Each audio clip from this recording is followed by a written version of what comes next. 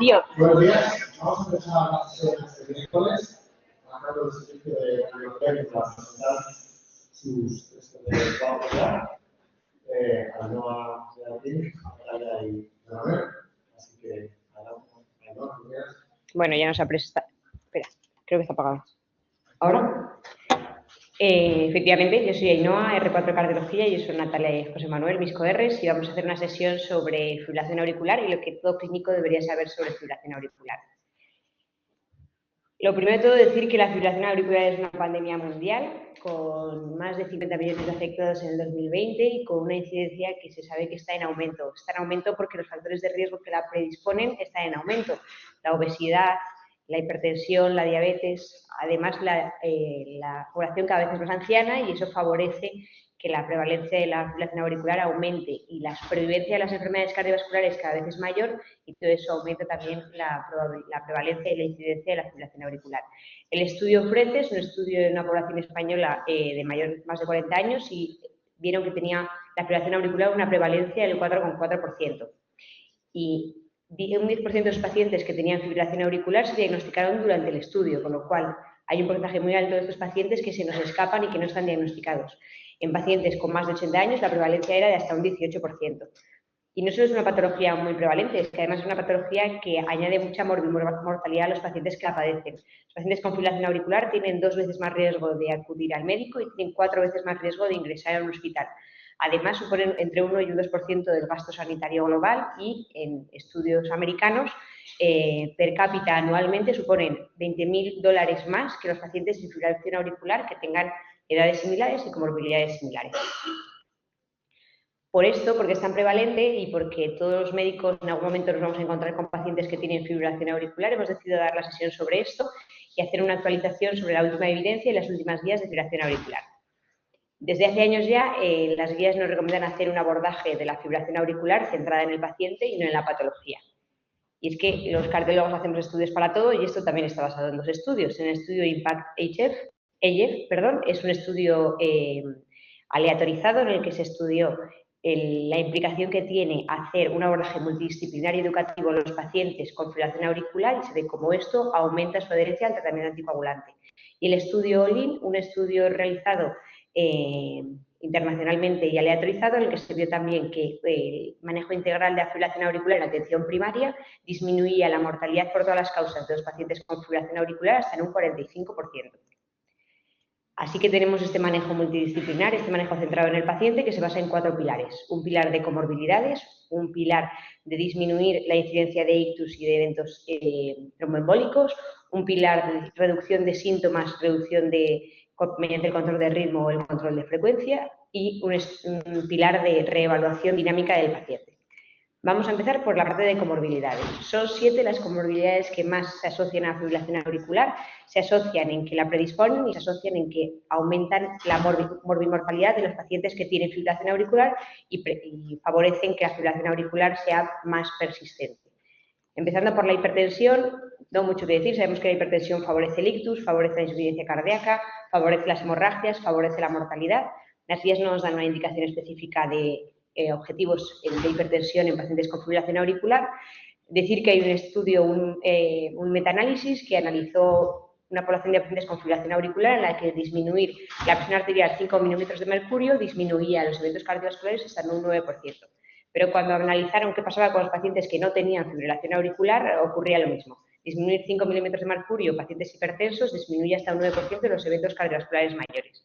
Con lo cual, en pacientes con fibrilación auricular tenemos que hacer un abordaje de la hipertensión arterial como el que tendríamos que hacer con la población general, sabiendo que tienen un riesgo de mortalidad más alto y por eso no es algo que se nos deba escapar.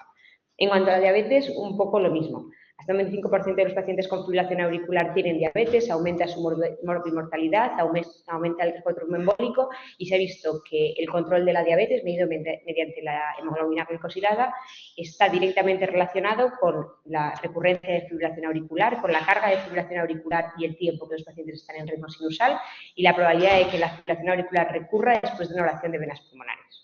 Con lo cual, tenemos que hacer un abordaje de estos pacientes, pero tampoco distinto del que haríamos en la población diabética normal. En cuanto a la obesidad, aquí sí nos dan las guías una indicación más directa. nos indican que en pacientes obesos tienen que tener una pérdida de peso de al menos el 10% para disminuir la morbimortalidad asociada a la fibrilación auricular. Y esto se basa en el estudio Legacy. Es un estudio de cohortes en el que se estudió cómo afectaba la pérdida de peso a la recurrencia de fibrilación auricular y se vio que la relación que mantiene es una relación directa y es una relación dosis dependiente, en el que la disminución del peso se relaciona directamente con la disminución de la recurrencia de fibrilación auricular. Y se vio que el punto a partir del cual disminuía más la recurrencia de fibrilación auricular era una pérdida de peso del 10%. Tenemos también el estudio Reverse-EF, que es un estudio que lo mismo, analiza cómo se relaciona la pérdida de peso con la regresión de la fibrilación auricular o con la progresión de la fibrilación auricular. Y vio más o menos lo mismo, que disminuye el peso más de un 10%, favorecía que pacientes que tenían más carga de fibrilación auricular pasaran a tener menos, y no hacerlo favorecía que pacientes que tenían fibrilación auricular paroxística o con poca carga aumentaran el tiempo que estos pacientes pasaban en fibrilación auricular. Y después, con una indicación 2B, nos indican que se puede plantear hacer cirugía bariátrica en pacientes que tengan obesidad mórbida y queramos hacer un abordaje de control de ritmo mediante ablación de venas pulmonares. Y esta indicación 2B, se basa en varios estudios, son todos retrospectivos y son estudios en los que se vio que pacientes que se sometían a ablación de venas pulmonares para control del ritmo tenían menos recurrencias si previamente, pacientes que tuvieran obesidad mórbida, si previamente se había realizado una cirugía bariátrica. Seguimos con el SAOS, otra patología que se relaciona muy estrechamente con la fibrilación auricular. Se asocia porque comparte factores de riesgo comunes a ambas patologías y se asocia porque fisiopatológicamente los pacientes que tienen SAOS tienen cambios en la presión intratorácica en el momento en el que intentan hacer una inspiración con la vía aérea cerrada, tienen aumento de la hipoxemia durante la noche, tienen un estado adrenérgico aumentado por esos despertares nocturnos que favorece el remodelado patológico de las aurículas que da lugar a un aumento de la fibrilación auricular. Y tenemos el estudio de Sleep-EF, en el que se vio que pacientes que tenían SAOS y tenían fibrilación auricular se les aleatorizó a un grupo de pacientes, se les trató con CPAP y a otro grupo de pacientes no se les trató con CPAP. A los 6 meses se hizo un estudio electrofisiológico en el que se analizó cómo era el remodelado de las aurículas en ambos grupos de pacientes y se vio que los pacientes que se habían tratado con CPAP tenían un remodelado reverso y habían recuperado parte del remodelado patológico que les había generado el SAOS.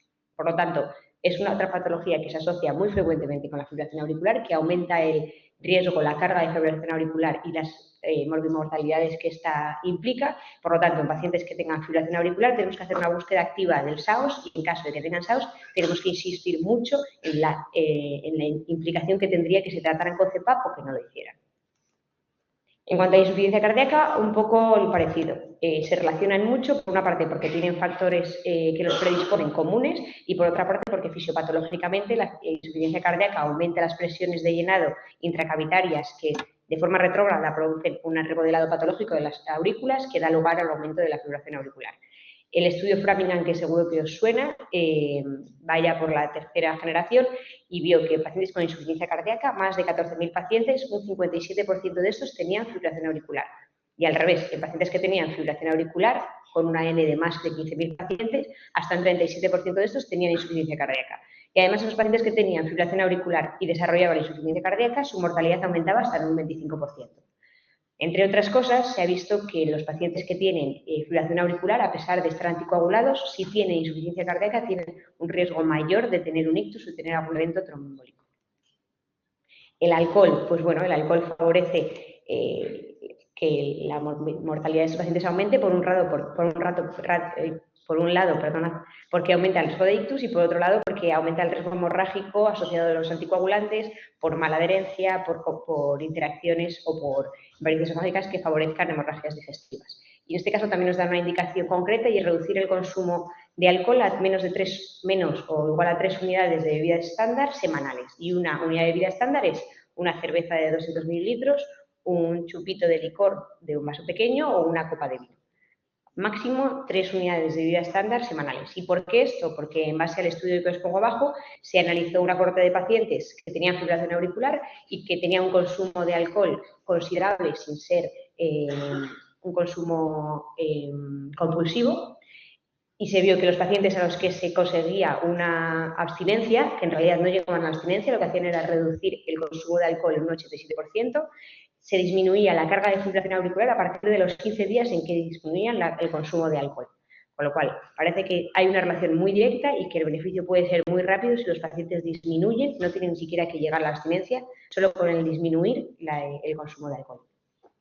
Y por último, el ejercicio. Una cosa curiosa y es que el ejercicio de alta intensidad, el ejercicio de los atletas de élite, favorece la fibrilación auricular. Este es un estudio realizado, es un metaanálisis, una revisión sistemática de 13 estudios que analizan pacientes de élite versus pacientes de las mismas edades comparables que hacen ejercicio recreativo o que son sedentarios. Solamente eran pacientes que no tenían otras patologías concomitantes, solo podían ser hipertensos o diabéticos. Y se vio que los pacientes que hacían deporte de élite tenían un riesgo mayor, más de 2 veces mayor de tener fibrilación auricular que la cohorte comparativa, que recordemos que son pacientes que hacen ejercicio recreativo y también pacientes sedentarios. Pues los pacientes que hacían ejercicio de muy alta intensidad prolongado tenían más de 2 veces el riesgo de tener fibrilación auricular. Esto se asoció más a ejercicios mixtos, ejercicios de resistencia, y se vio que los pacientes que de alguna forma más se perjudicaban o que más riesgo comparativo tenían con respecto a su control de desarrollar fibrilación auricular eran los pacientes jóvenes y que no tenían factores de riesgo, los pacientes menores de 55 años.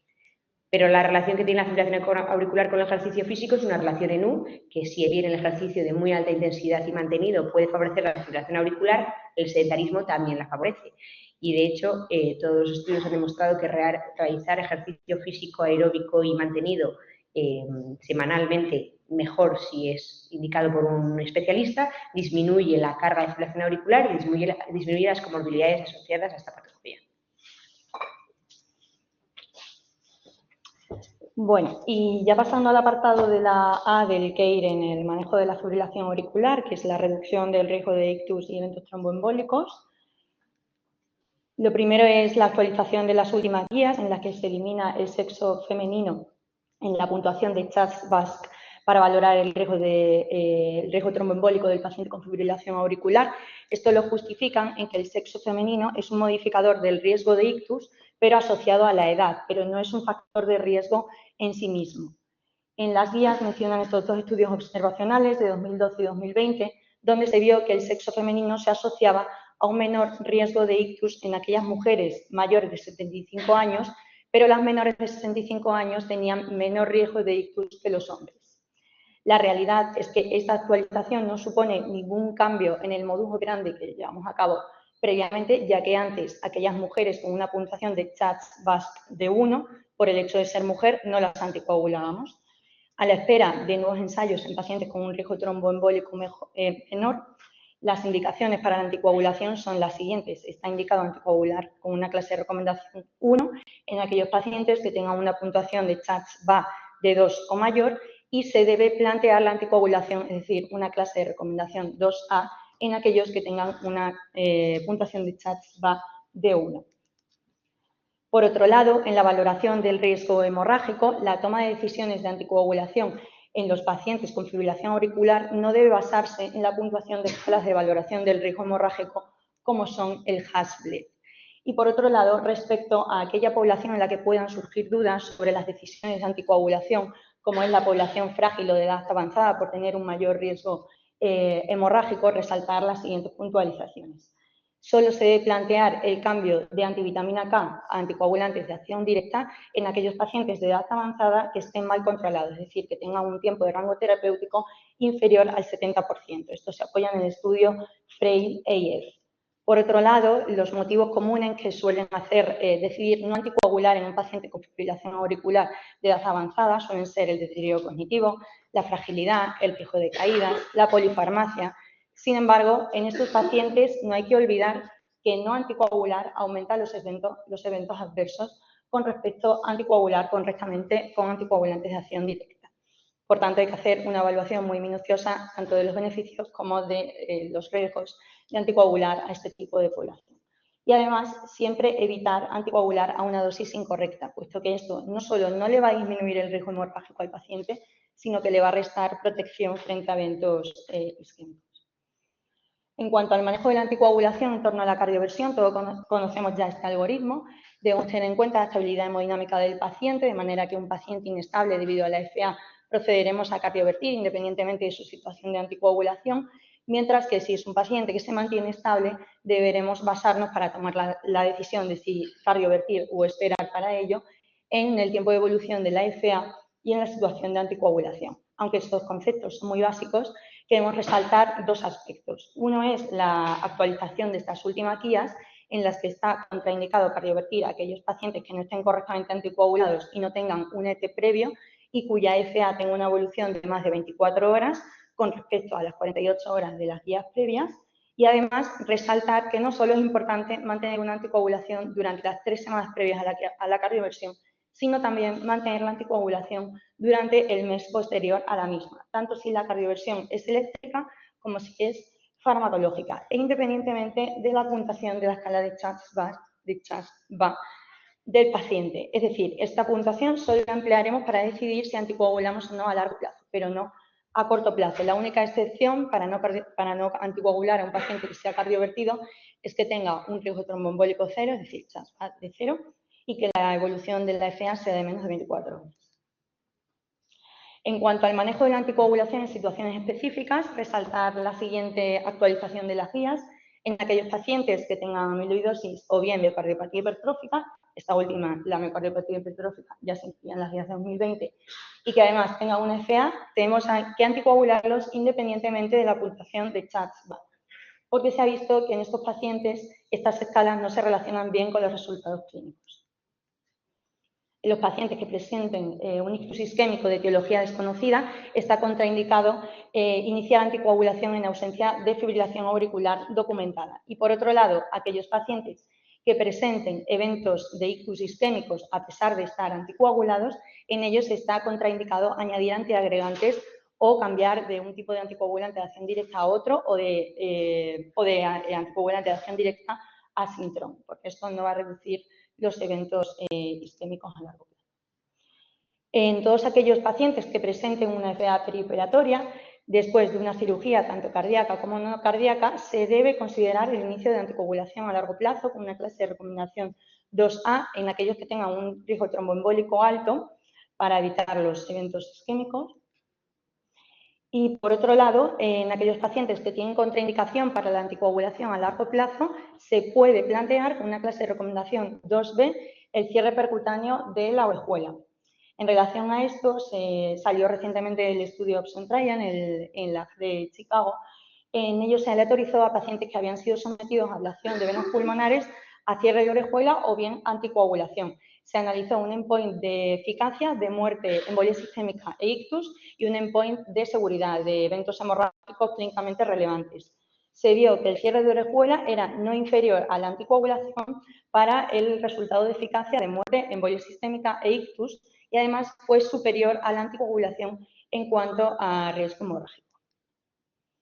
Y pasando ya al apartado de la R del CAIR, que es la reducción o el tratamiento de los síntomas con la estrategia de control de frecuencia o control de ritmo, el primer paso a dar, establecido en las guías en el momento agudo de un paciente con FA, es el control de la frecuencia. Esto ya es algo que teníamos incorporado en la práctica clínica habitual de todos y que también está incluido en el algoritmo de tratamiento del fondo de todo paciente con FA de las anteriores guías. En cuanto al objetivo de control de frecuencia cardíaca a perseguir, es algo que no está claramente establecido. Las guías mencionan dos estudios, que son el AFIRM y el RAISE-2, en los que se establece que un control de frecuencia laxo es no inferior a un control de frecuencia estricto, de manera que una respuesta ventricular por debajo de 110 latidos por minuto sería adecuada. Por otro lado, en cuanto a la elección de la estrategia de control de ritmo sobre la estrategia de control de frecuencia, mientras que en las guías europeas de 2020 recomendaban la estrategia de control de ritmo con el objetivo únicamente de reducir sintomatología y mejorar la calidad de vida del paciente, en estas nuevas guías de 2024 el objetivo no solo es mejorar la sintomatología, sino también reducir eventos de mortalidad cardiovascular y de hospitalizaciones. Y se debe considerar esta estrategia de control de ritmo en todos aquellos pacientes seleccionados que tengan una evolución de la FA inferior a un año. Esta recomendación se basa en el estudio IST-AF-NET4 de 2020, en el que se vio que la terapia de control temprano del ritmo se asoció con un menor riesgo de resultados cardiovasculares adversos con respecto a aquellos que recibieron una atención habitual de la FA en la que el control de ritmo únicamente se limitaba a aquellos pacientes sintomáticos. También se basa en un metaanálisis de 2022 en el que se asoció que el control temprano del ritmo mejoraba los resultados clínicos en aquellos pacientes con FA de menos de 12 meses. Y en cuanto a las indicaciones dentro de la estrategia de control de ritmo para la ablación con catéter, está indicado con una clase de recomendación 1 nivel de evidencia A en aquellos pacientes con FA paroxística o persistente que no toleran o que son resistentes a los antiarrítmicos. Y las indicaciones de la ablación con catéter como primera línea de estrategia de control de ritmo sin haber tenido que pasar antes por antiarrítmicos son en aquellos pacientes que tengan FA y una insuficiencia cardíaca con FEBI reducida con alta probabilidad de taquimiocardiopatía con el objetivo de mejorar la FEBI, o bien en aquellos que tienen insuficiencia cardíaca con FEBI reducida para disminuir las hospitalizaciones por IC y mejorar la supervivencia. Esta última recomendación se basa en estos estudios, el CASL-EIF de 2018, en el que se incluyó a pacientes con insuficiencia cardíaca y FEBI reducida, implante de TAI, con FA paroxística o persistente que habían fracasado en el tratamiento con fármacos antiarrítmicos, a recibir ablación con catéter o bien tratamiento médico con antiarrítmico. Y se vio que el grupo de la ablación presentaba una menor tasa de eventos adversos cardiovasculares de muerte o hospitalización por insuficiencia cardíaca, muerte por cualquier causa y hospitalización por insuficiencia cardíaca. Y por otro lado, el CASL-HTX de 2023 aleatorizó a pacientes con FA asintomática que tenían insuficiencia cardíaca terminal y que habían sido derivados para valorar trasplante cardíaco, igualmente a recibir ablación con catéter o fármacos antiarrítmicos, y se vio que en el grupo de la ablación tenían menos eventos adversos cardiovasculares con un menor implante de LVAD y de trasplante cardíaco. Además, también está indicada la ablación como primera línea de tratamiento en la estrategia de control de ritmo en aquellos pacientes que tengan una FA paroxística para reducir síntomas, recurrencias y la progresión de la FA, una clase de recomendación 1. Esto es una actualización de las últimas guías. Mientras que en la FA persistente la clase de recomendación sigue siendo 2B para la ablación como primera línea, porque en estos casos no está tan claro que la ablación sea superior al tratamiento con fármacos antiarrítmicos. En cuanto a la indicación de la ablación como primera línea en los pacientes con FA paroxística, encontramos evidencia en estos estudios, aunque no están citados en las guías, que son el ELI-EIF y el STOP-EIF. En ambos se incluyeron pacientes con FA paroxística aleatorizados a recibir ablación con catéter, crioablación o bien terapia con fármacos antiarrítmicos, y en ambos estudios se vio que aquellos que recibieron crioablación presentaron una menor tasa de recurrencia.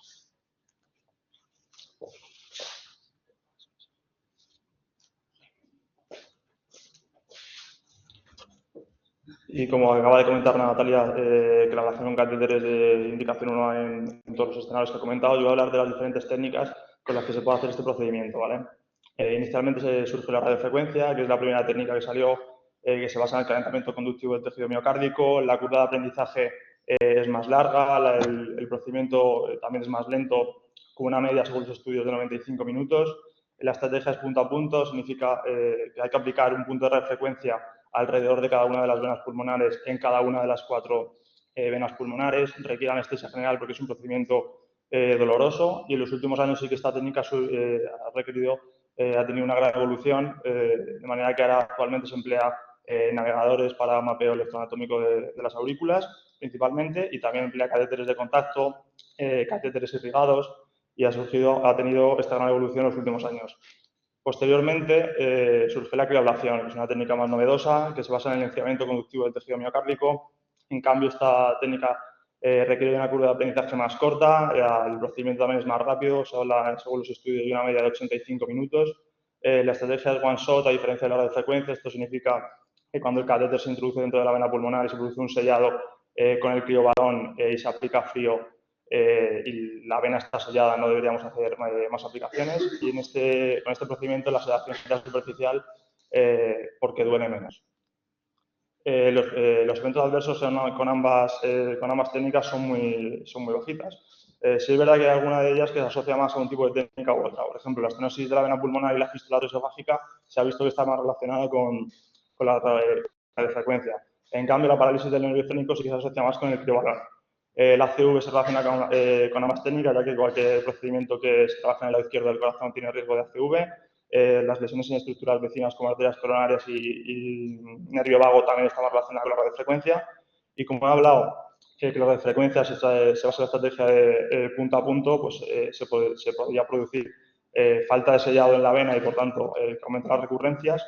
Y, en cambio, en el cribalón, la estrategia sí que es one shot, pero no siempre queda bien sellado con el cribalón, hay que hacer varias aplicaciones y esto también es lo que se relaciona con las recurrencias. Como ninguna de las dos técnicas pues ha sido 100% efectiva, en los últimos años ha surgido una nueva técnica de ablación que se llama la PFA, ablación de campo pulsado o electroporación, que me voy a centrar un poquito en qué consiste, como novedad.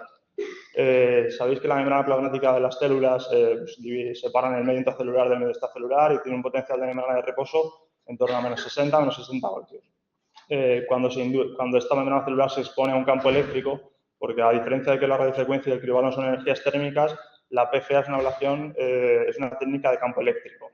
Cuando la célula se expone a un campo eléctrico, lo que se produce es que se produce una invasión de moléculas de agua de la membrana plasmática, de manera que los fosfolípidos se tienen que reorientar y sus cabezas polares se dirigen hacia la molécula de agua que está en el interior. De esta forma se produce un poro y por consiguiente pues, se produce el poro, la ruptura celular y finalmente la necrosis celular.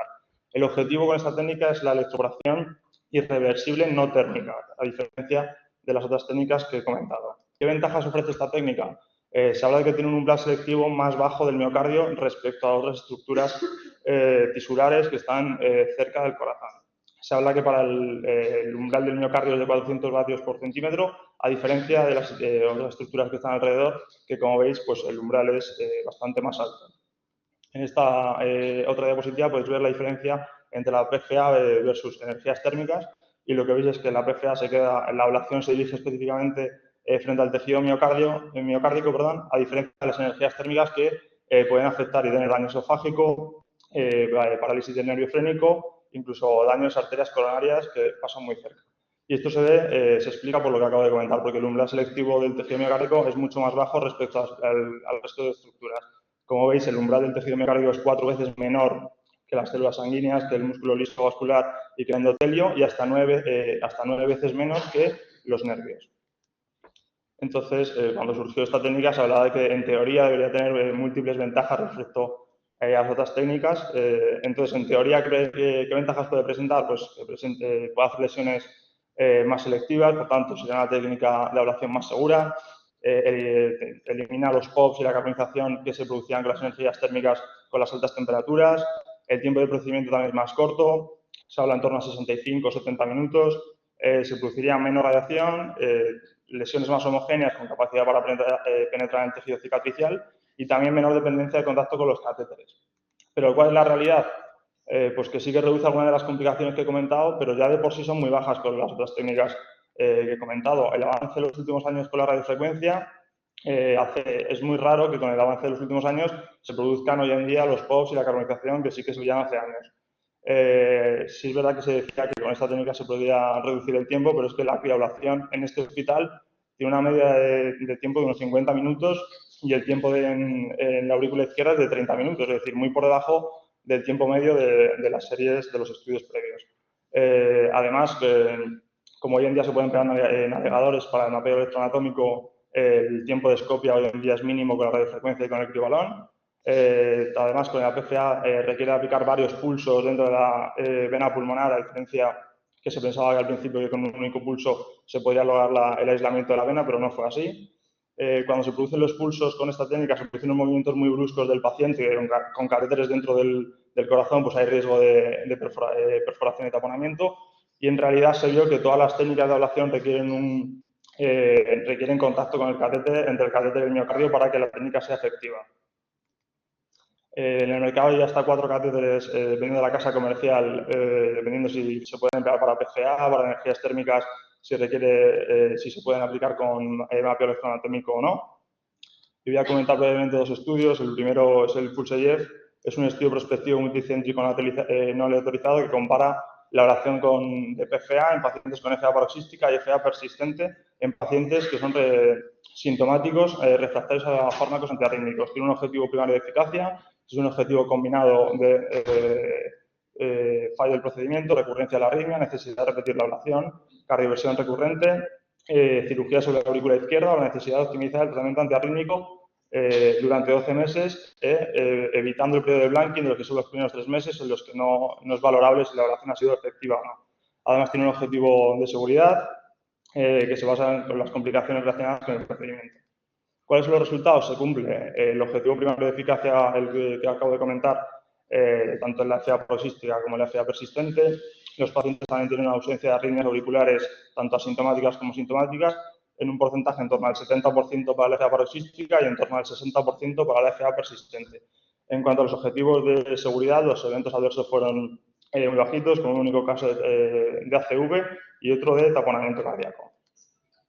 Este segundo estudio se basa en comparar la eficacia y la seguridad de la PFA versus la ablación con energías térmicas, que puede ser radiofrecuencia o criobanón, en FA paroxística. Se reclutan hasta 607 pacientes y también tiene un objetivo de eficacia y un objetivo de seguridad. El objetivo de eficacia se basa en la ausencia de taquiarritmia auricular, ausencia de repetición de la ablación, ausencia de cardioversión y ausencia de uso de antiarrítmicos una vez pasado el periodo de blanking. El objetivo de seguridad tiene un objetivo principal que se basa el compuesto de eventos adversos relacionados con el procedimiento y un objetivo secundario, a diferencia del estudio previo, que se basa en calcular el área de la vena pulmonar antes y después de la ablación para ver si había reducción en el diámetro. Es un estudio de no inferioridad, que no lo había comentado, pero entonces se demuestra que el estudio es no inferior tanto en eficacia como seguridad, pero tampoco es superior respecto a las energías térmicas. Y en cuanto al objetivo secundario de seguridad, sí que se ve que con la PFA hay menor riesgo de estenosis de la vena pulmonar respecto a las energías térmicas. Y por último, este es un registro de hasta 17.000 pacientes que son sometidos a ablación con PFA, que destaca que hasta casi el 60% es por FA paroxística, en 106 centros y con más de 400 operadores diferentes. Lo que destaca en la tabla de la derecha es que sí es verdad que los eventos adversos son muy bajos con esta técnica en un registro de hasta 17.000 pacientes. Pero si nos ponemos, si miramos detenidamente, sí que no hay un porcentaje desdeñable de que algunos de los pacientes se perforan, requieren precardiocentesis, incluso a veces cirugía cardíaca. Y otro evento que también puede estar más relacionado con esta técnica respecto a las energías térmicas es la hemólisis y el fracaso renal, que si bien no es una complicación muy grave, en pacientes que ya presentan enfermedad renal crónica, pues al final podría ser un evento más adverso que respecto a otros pacientes. Por tanto, las conclusiones de la charla que hemos dado mis compañeras y yo es que el tratamiento de las comorbilidades de la FA disminuye su mortalidad tanto como el tratamiento de la misma. El control de ritmo superior al control de la frecuencia al reducir la mortalidad e ingresos por insuficiencia cardíaca. Dentro de ella, la ablación con catéteres de primera línea en la FA paroxística y con pacientes con fiebre reducida. Para la estrategia de control de ritmo hay que utilizar los pacientes que tienen FA en menos de 12 meses de evolución para la reducción de riesgo de muerte cardiovascular y no solo centrada en el alivio sintomático. La ablación de campo pulsado o electroporación es una técnica de ablación reciente que surgió inicialmente para la FA, aunque algunos centros están empleando para la ablación de otro tipo de arritmias. Supone ventajas respecto a las energías térmicas que previamente teníamos. Tiene buenos resultados en los exámenes iniciales, pero se puede decir que es comparable con energías térmicas, no superior. Y al final la técnica de ablación dependerá de la disponibilidad de cada centro de trabajo. Y nada, eso es todo.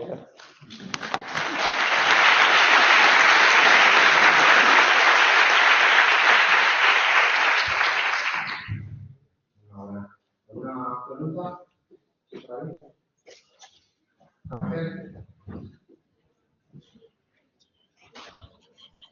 Ya. Bueno, pues enhorabuena. La verdad es que es un tema súper interesante, que la pena comentar más en general.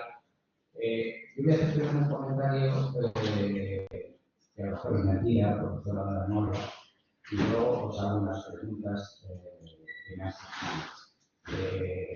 Yo creo que en los últimos años estamos leyendo publicaciones en las que bueno, pues entran los dispositivos electrónicos en el diagnóstico de FA, los Apple Watch y similares. Estamos viendo publicaciones en las que se habla de que la escala Charpas sobreestima el riesgo de ictus si consideramos la FA global, todo incluida la subclínica. Creo que hay un estudio de ANES, estoy hablando de memoria, en el que analiza desde el año 2000 hasta 2020 por intervalos de tiempo y en el último intervalo el riesgo en grupos de FA no tratados es mucho menor que el riesgo de ictus o los hitos que tienen respecto a lo esperado por la escala Chat-Bars. Y entonces mi pregunta es, primero, yo no sé cuál es el diagnóstico de FA. Es decir, con los dispositivos electrónicos, un paciente que tiene una Apple Watch, una racha de 2 minutos y en FA. Segundo, ¿creéis que con esto que yo os he comentado, y estoy recordando el estudio Artesia del año pasado en New England, donde me parece que el grupo con un Chat-Bars de 4, el grupo placebo, que no era placebo, era aspirina con afixaban, tenía un riesgo de menos del 2% de ictus al año?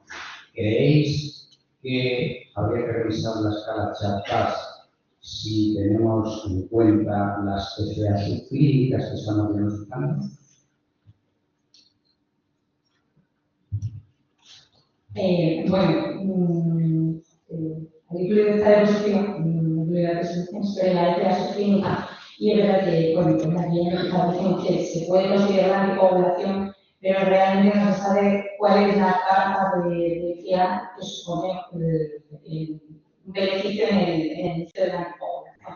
Y obtenemos resultados que son incongruentes entre unos estudios y otros, en el que sí que se dio un beneficio del inicio de la anticoagulación entre la paciente que tenía una FA subclínica de más de 6 minutos, visto en dispositivos de motorización cardíaca continua, mientras que en el no trial se vio que no mejoraba el efecto y además aumentaba el riesgo moral. Entonces, pues sí que se debería hacer una revisión en cuanto a en qué criterios basarse para la anticoagulación en este tipo de pacientes, sobre todo determinar a partir de cuánto tiempo de FA subclínica no pasamos a iniciar la anticoagulación. Es algo que no está claramente establecido. ¿Alguna otra pregunta? ¿Comentarios? Pues nada, chicos, excelente sesión, muy inspirada. Y al resto, todo bien, vamos a ver.